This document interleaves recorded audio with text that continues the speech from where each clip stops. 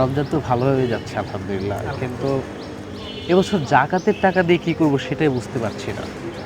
কেন, প্রতিবার কি করো? এই প্রতিবার তো লুঙ্গি আর শাড়ি দিয়ে দিই, এবছর কি করব বুঝতে পারছি না এখন। শাড়ি লুঙ্গি ছাড়া আর কি জানো? এই তো সম্পদের একটা অংশ গরিবদের দান করে দিতে হয়। ব্যাস এতটুকুই? জাকাত কোনো দান না, এটা হক। সম্পদের ওপর গরিবের হক।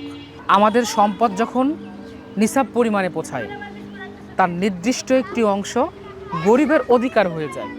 হক আদায় শুধু শাড়ি লুঙ্গি দিয়ে নয়, আদায় করার মতো করতে হয়।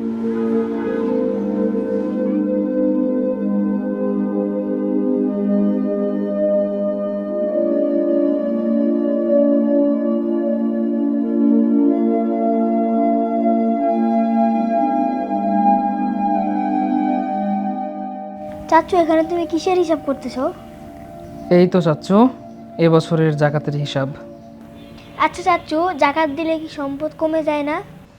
না চাচ্চু, বরং জাকাত দিলে সম্পদের বরকত বাড়ে। সবাই কি জাকাত দিতে হয়? না চাচ্চু, যারা সামর্থ্যবান জাকাত তাদের জন্য। আচ্ছা, তাহলে আমিও একজনকে জাকাত দিতে চাই। তুমি দিবে? তোমার তো বয়সই হয়নি।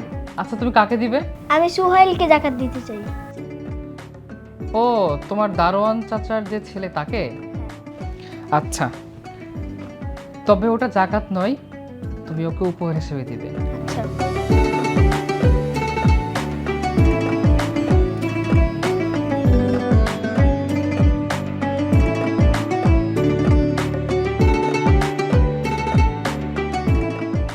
সোহাইল, এটা তোমার ঈদ উপহার।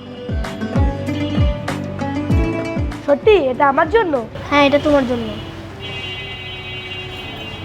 স্যার, এইগুলানের কি দরকার ছিল?